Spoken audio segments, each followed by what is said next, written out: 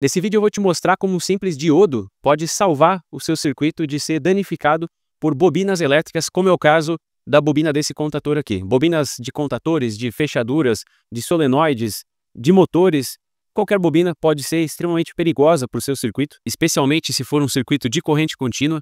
E eu vou te mostrar aqui, eu já falei sobre esse assunto e eu expliquei tecnicamente o que acontece para que esse surto seja ocasionado e como que aquele diodo lá vai te salvar desse surto causado pela bobina.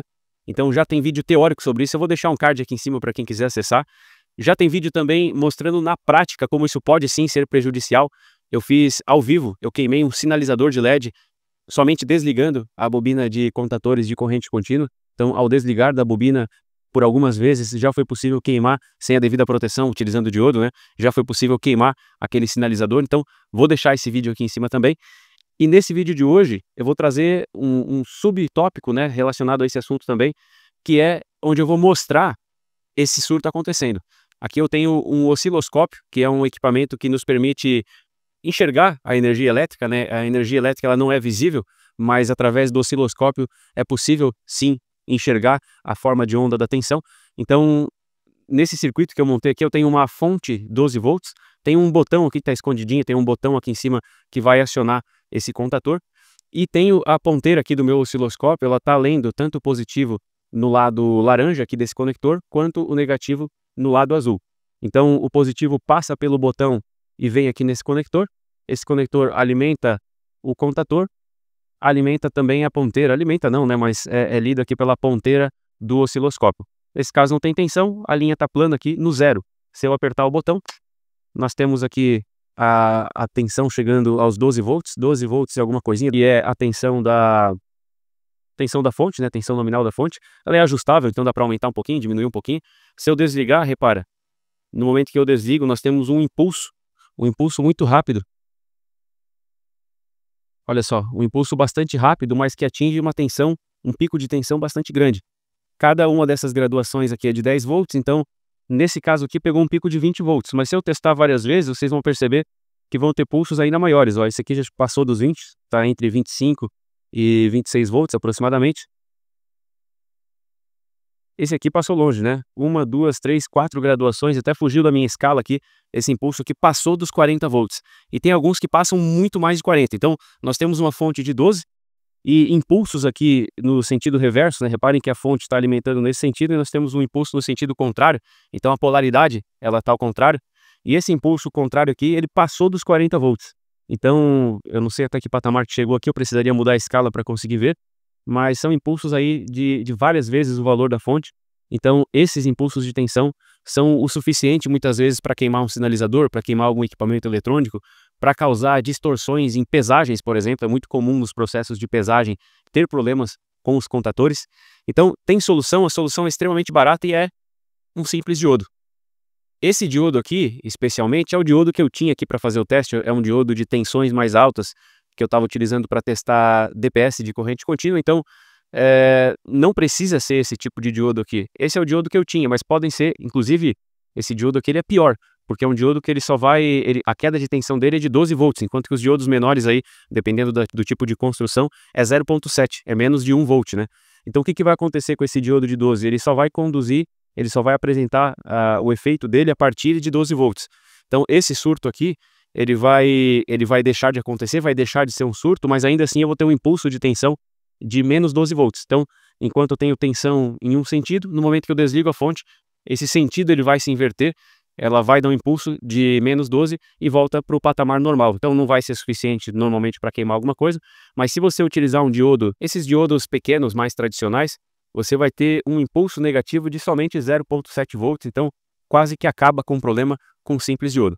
Então, explicando rapidamente o princípio aqui, quando eu alimento essa bobina, ela vai concentrar uma energia, ela vai acumular energia em forma de campo magnético, e no momento em que essa alimentação ela é cortada, essa energia que estava acumulada, ela se dissipa pelo circuito.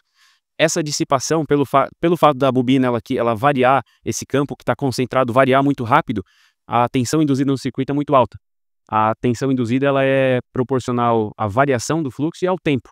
Então, nós temos uma variação aqui que corresponde à quantidade de energia que está acumulada, mas o tempo, essa energia não é tão grande, é uma bobina pequena aqui, mas o tempo é muito rápido, então o impulso de tensão ele vai muito alto, ele atinge valores muito altos, e por isso então que eu tenho valores aí inclusive muito maiores do que da própria fonte de alimentação. Só que essa dissipação de energia, ela se dá na polaridade contrária. Então, qual que é a solução aqui para esse caso? Eu vou colocar um diodo inversamente polarizado. Como ele está inversamente polarizado, ele não vai conduzir a tensão da fonte. Se eu colocar ele diretamente polarizado, ele vai conduzir a tensão da fonte e vai aquecer, vai estar em curto, né? Mas eu faço o contrário, deixo inversamente polarizado. Então, conectando no positivo e no negativo, ele não vai conduzir. Porém, no momento em que essa bobina precisar dissipar a energia que ela acumulou, como vai estar com a polaridade inversa à polaridade da fonte, vai estar na polaridade direta do diodo, né? Essa tensão de surto vai estar diretamente polarizada em relação ao diodo. Então, o diodo conduz esse surto, ele não passa a conduzir a da fonte, a tensão da fonte não vai ser conduzida, mas a do surto sim, já que está na polaridade inversa. Então, esse problema é resolvido. Reparem que esses impulsos aqui, deixa eu fazer mais alguns surtos aqui para vocês perceberem que muitas vezes o valor atingido, nem sempre, né? Mas muitas vezes o valor atingido é muito alto.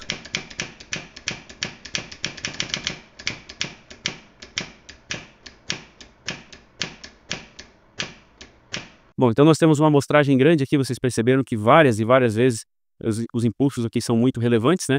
E quando eu colocar o diodo, então a promessa é de que essa tensão reversa não ultrapasse a tensão do diodo, que é os 12 volts, né?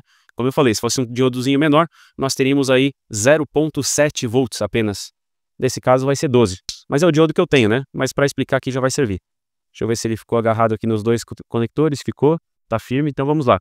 Fazer o teste agora, repare então na tensão reversa.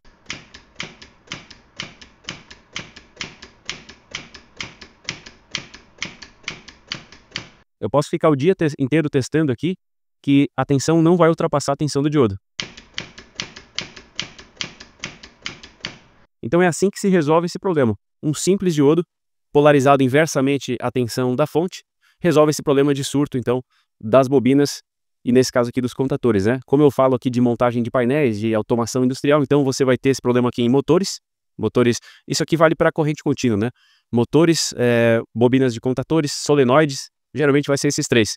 Para tensão alternada, existe um outro equipamento daí, um outro produto, que é o supressor de surto. A lógica é diferente da lógica do diodo, porque se colocasse um diodo ele ia ficar conduzindo meia onda, né? Na tensão senoidal ele ia ficar conduzindo meia onda.